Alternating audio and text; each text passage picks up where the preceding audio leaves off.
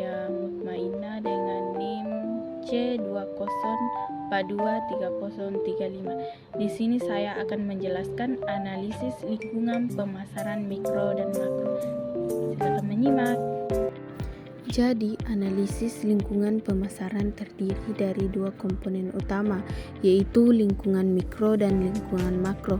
Kedua komponen ini memiliki pengaruh yang signifikan terhadap strategi pemasaran perusahaan. Berikut penjelasan tentang masing-masing aspek. Apa itu lingkungan mikro?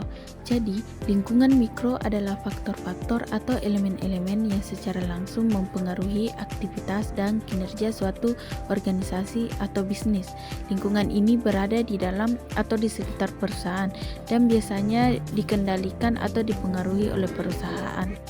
Adapun faktor-faktor yang mempengaruhi lingkungan mikro yaitu perusahaan, pemasok, perantara pemasaran, pasar pelanggan, pesaing, dan masyarakat. Contoh lingkungan makro. Startup J memasuki pasar teknologi dengan solusi inovatif, menimbulkan persaingan baru bagi perusahaan K.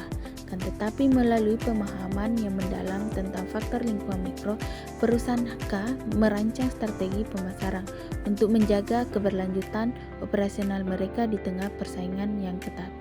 Apa itu lingkungan makro?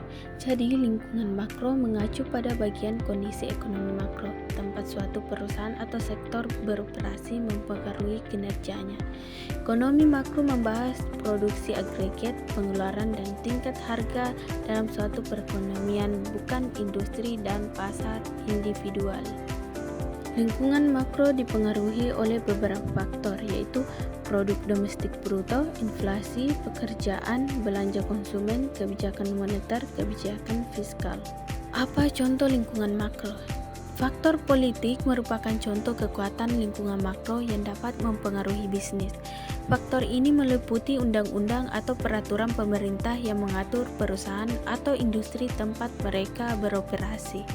Misalnya, pemerintah dapat memberlakukan tarif yang meningkatkan biaya barang impor yang dibutuhkan perusahaan untuk memproduksi.